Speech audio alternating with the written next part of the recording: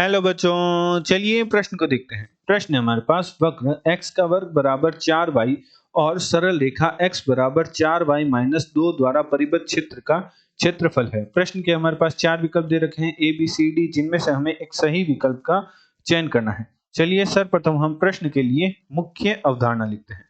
मुख्य अवधारणा मुख्य अवधारणा में मान लीजिए हमारे पास कोई फलन है y बराबर fx, जिसका वक्र कुछ इस प्रकार है कि यदि हमारा x अक्ष है और ये हमारा y अक्ष है, हमारे फलन का वक्र y बराबर fx का वक्र कुछ इस प्रकार है, और मान लीजिए कि ये x बराबर a से x बराबर b के मध्य परिबद्ध है। तो यदि हमें निम्न छायांकित भाग का क्षेत्रफल ज्ञात करना हो, तो निम्न छायांकित भाग का क्षेत्रफल हमारे पास कुछ इस प्रकार प्राप्त होगा कि क्षेत्रफल बराबर हमारे पास होगा, क्योंकि हमें a से b के मध्य क्षेत्रफल ज्ञात करना है, x बराबर a से b के मध्य, y बराबर fx एवं x अक्ष के मध्य क्षेत्र का क्षेत्रफल ज्ञात करना है, छायांकित भाग का क्षेत्रफल ज्ञात करना है। तो हमारे पास क्षेत्रफल बराबर होगा समाकलन सीमा a से b y dx। तो निम्न प्रकार हम x अक्ष एवं y बराबर fx एवं x बराबर a से x बराबर b के मध्य परिबद्ध छायांकित भाग का क्षेत्रफल ज्ञात कर सकते हैं। जब हम dx कर रहे हैं तो हमारे पास x अक्ष एवं y बराबर fx के मध्य परिबद्ध क्षेत्र का क्षेत्रफल प्राप्त हो जाएगा। अतः प्रश्नानुसार प्रश्न में हमारे पास समीकरण दे रखी है वक्र की, जो कि है वक्र बराबर हमें दे रखा है x का वर्ग बराबर 4y, जो कि एक परवलय का समीकरण है। इसे हम समीकरण 1 नाम दे देते हैं। एवं सरल रेखा का हमारे पास समीकरण दे रखा है x बराबर 4y माइनस 2। ये हमारे पास सरल रेखा का समीकरण दे रखा है, इसे हम समीकरण 2 नाम दे देते हैं। तो चलिए सर्वप्रथम हम दोनों वक्रों का जो हमारे निर्देशांक अक्ष हैं उन पर वक्र प्राप्त करते हैं। तो x का वर्ग बराबर 4y हमें दे रखा है। यदि ये हमारा x अक्ष है और ये हमारा y अक्ष है, तो x का वर्ग बराबर 4y, जो कि एक परवलय का वक्र है जिसका शीर्ष है वह मूल बिंदु पर होगा एवं वह धनात्मक x अक्ष धनात्मक y अक्ष के परितः होगा। तो इसका वक्र कुछ इस प्रकार हमारे पास प्राप्त होगा। ये हमारे पास x का वर्ग बराबर 4y का वक्र है, और सरल रेखा की समीकरण हमारे पास दे रखी है x बराबर 4y माइनस 2। तो यदि हम x अक्ष के निर्देशांक निकालें तो हमारे पास ये जो सरल रेखा है वह x अक्ष पर किस बिंदु पर प्रतिच्छेद करेगी, वह ज्ञात करने के लिए हम y का मान 0 रख देते हैं। x अक्ष के निर्देशांक निकालने के लिए हम y का मान 0 रख देते हैं, जिससे हमारे पास x अक्ष के निर्देशांक प्राप्त होंगे -2, -2, 0 एवं y अक्ष के निर्देशांक ज्ञात करने के लिए हम x अक्ष के निर्देशांक 0 रख देते हैं, जिससे हमारे पास y के जो निर्देशांक है वह प्राप्त होंगे 0,1/2। तो हमारे पास जो रेखा है उसका वक्र कुछ इस प्रकार प्राप्त होगा कि ये हमारी रेखा इस प्रकार गुजरेगी, जिसका x अक्ष पर जो निर्देशांक है, x अक्ष पर प्रतिच्छेद का जो निर्देशांक है वह हमारे पास होगा -2,0, और y अक्ष पर जो हमारे पास प्रतिच्छेद का निर्देशांक है वह हमारे पास होगा 0,1/2। मान लीजिए ये परवलय को a एवं b बिंदु पर प्रतिच्छेद करती है। जो सरल रेखा है, हमारे पास सरल रेखा थी x बराबर 4y माइनस 2, यह परवलय को a एवं b बिंदु पर प्रतिच्छेद करती है। तो प्रश्न में हमें कहा है कि परवलय एवं रेखा द्वारा परिबद्ध भाग का हमें क्षेत्रफल ज्ञात करना है। यहाँ हमारे पास ये मूल बिंदु है जिसके निर्देशांक 0,0 है। तो सर्वप्रथम हमें जो परवलय एवं रेखा का प्रतिच्छेद बिंदु है उसके निर्देशांक ज्ञात करने होंगे। तो उनके निर्देशांक ज्ञात करने के लिए हम समीकरण 2 से जो हमारे पास समीकरण 2 है उससे हम x का मान समीकरण 2 से x का मान समीकरण 1 में रखते हैं। समीकरण 1 में रखने पर, तो हम समीकरण 1 में रखते हैं तो हमारे पास प्राप्त होगा 4y माइनस 2 का वर्ग बराबर 4y। तो चलिए पूर्ण वर्ग खोलते हैं तो हमारे पास प्राप्त होगा 16y का वर्ग प्लस 4 माइनस 16y बराबर 4y। दाएं पक्ष में जो 4y है उसे बाएं पक्ष में ले आएंगे तो 16y का वर्ग माइनस 16y माइनस का 4y मिलकर हमारे पास हो जाएगा माइनस का 20y प्लस 4 बराबर 0। तीनों पदों में 4 उभयनिष्ठ आ रहे हैं तो उभयनिष्ठ लिखकर दाएं पक्ष में भेज देते हैं तो हमारे पास प्राप्त होगा 4y का वर्ग माइनस 5y प्लस 1 बराबर 0 के। अब हमारे पास गुणनखंड प्राप्त होंगे, वह हमारे पास प्राप्त हो जाएंगे, या इससे हम कुछ इस प्रकार भी लिख सकते हैं 4y का वर्ग माइनस 5y को हम लिख देते हैं 4y माइनस y प्लस 1 बराबर 0। प्रथम दो पदों में हमारा 4y उभयनिष्ठ आ रहा है तो y माइनस 1, अंतिम दो पद है उसमें हम माइनस का 1 उभयनिष्ठ ले लेते हैं तो माइनस 1 बराबर 0 हो जाएगा, जिससे हमारे पास गुणनखंड प्राप्त हो जाएंगे y माइनस 1 गुणा 4y माइनस 1 बराबर 0, जहां से हमारे पास y का मान प्राप्त हो जाएगा 1, तो हमारे पास प्राप्त होगा 1/4 और दूसरा हमारे पास प्राप्त होगा 1। अब हम y का मान उठाकर समीकरण 2 में रख देते हैं, तो y का मान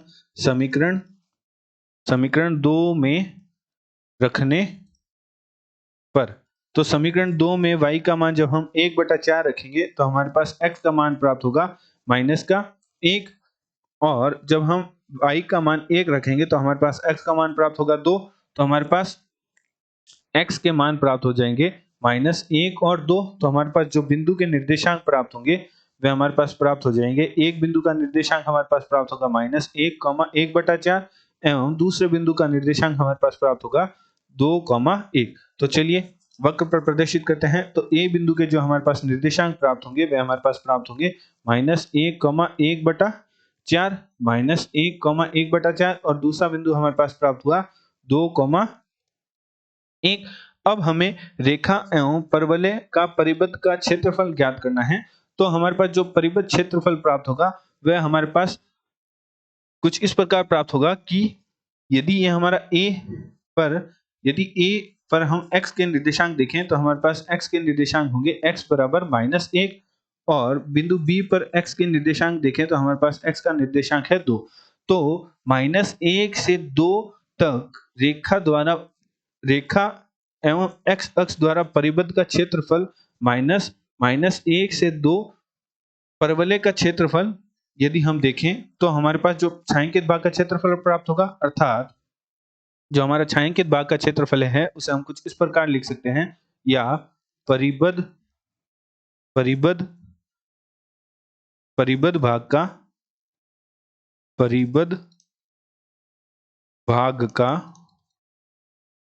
क्षेत्रफल हमारे पास होगा जो कि होगा माइनस 1 से लेकर समाकलन सीमा माइनस 1 से 2 y dx रेखा का समीकरण माइनस 1 से 2 y dx परवलय का समीकरण, अर्थात रेखा एवं x अक्ष द्वारा जो परिबद्ध क्षेत्र है उसमें से जब हम परवलय एवं x अक्ष द्वारा परिबद्ध क्षेत्रफल जो कि हमारे पास कितना भाग है यह घटा देंगे तो हमारे पास निम्न परिबद्ध रेखा एवं परवलय के मध्य परिबद्ध भाग का क्षेत्रफल प्राप्त हो जाएगा।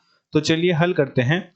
तो हमारे पास जो रेखा है उसके लिए रेखा का समीकरण हम मान रख देते हैं समाकलन सीमा माइनस 1 से 2 y का मान रखते हैं रेखा के लिए। तो रेखा का समीकरण हमारे पास था x बराबर 4y माइनस 2, तो यहाँ से हमारे पास y का मान आ जाएगा x प्लस 2/4। तो मान रखेंगे तो हमारे पास आ जाएगा, यहाँ मान रखेंगे रेखा का समीकरण का, तो x प्लस 2/4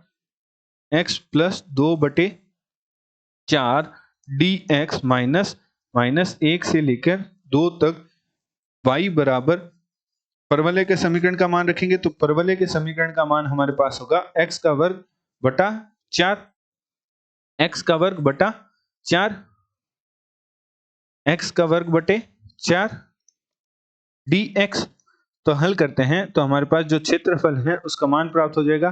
तो चलिए समाकलन को हल करते हैं समाकलन के मानक सूत्रों की सहायता से। तो हम कुछ इस प्रकार लिख सकते हैं कि माइनस 1 से 2 x बटा 4 है, तो 1/4 को बाहर निकालते हुए प्रत्येक पद का हम समाकलन करते हैं।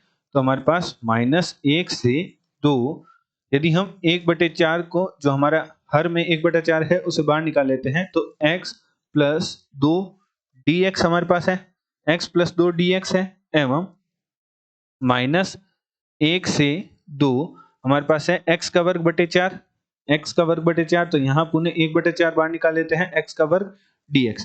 क्योंकि हमारे पास समाकलन का मानक सूत्र होता है जो कि कुछ इस प्रकार होता है, समाकलन x की घात n dx का मान बराबर होता है x की घात n प्लस 1 बटा n प्लस 1। तो निम्न सूत्र की सहायता से हल करते हैं तो हमारे पास प्राप्त होगा 1/4 x की घात 1 है तो x का वर्ग बटे 2 प्लस 2 गुणा x की घात 0 है। x की घात 0 लिख सकते हैं, x की घात 0 क्या होगा? 1 ही होगा, तो x की घात 0 प्लस 1 बटा 0 प्लस 1 तो हमारे पास आ जाएगा 2x और समाकलन की सीमा हमारे पास है -1 से लेकर 2 तक। -1/4 x के वर्ग का हम जब समाकलन करेंगे तो हमारे पास प्राप्त होगा x का घन बटा 3 और सीमा हमारे पास है -1 से 2। तो सर्वप्रथम हम उच्च सीमा रखेंगे जो कि है 2, तो x के जगह हम उच्च सीमा रख देते हैं। तो हमारे पास उच्च सीमा रखेंगे तो हमारे पास प्राप्त होगा 4/2 प्लस 4 माइनस, अब हम x की जगह निम्न सीमा रखेंगे तो हमारे पास निम्न सीमा है वह हमारे पास -1 है। तो -1 का वर्ग करेंगे तो 1/2 माइनस 2 गुणा -1 करेंगे तो -2 प्राप्त हो जाएगा। तो हमारे पास -1/4 पुनः उच्च सीमा रखेंगे तो 8/4 माइनस 1/8/3 और माइनस निम्न सीमा रखेंगे तो माइनस का 1/3 तो माइनस माइनस हमारे पास हो जाएगा यहाँ प्लस 1/3। अब हम हल करते हैं तो हमारे पास प्राप्त होगा 1/4, यहाँ 2 से 4 से 2 बार कट जाएगा तो 2 प्लस 4 हमारा 6 हो जाएगा, माइनस 1/2 माइनस 2 करेंगे तो माइनस का 3/2 और माइनस माइनस प्लस का 3/2 हो जाएगा और माइनस का 1/4 3 लघुत्तम ले लेते हैं तो 8 प्लस 3 हमारा 9 हो जाएगा, तो 9/3 तो 3 से 3 कट जाएगा। तो हमारे पास हल करने पर प्राप्त होगा 6 प्लस 3/2 को हल करते हैं तो हमारे पास प्राप्त हो जाएगा 15/2। तो 1/4 गुणा में हमारे पास प्राप्त होगा 15/2 और माइनस का हमारे पास प्राप्त हुआ 3/4। तो हल करते हैं तो हमारे पास हल करने पर प्राप्त होगा 8 हम लघुत्तम ले लेते हैं और हमारे पास प्राप्त हो जाएगा 15 माइनस यहाँ हम 2 बार 6 तो 15 माइनस 6 हमारे पास होता है 9, तो 9/8 वर्ग इकाई।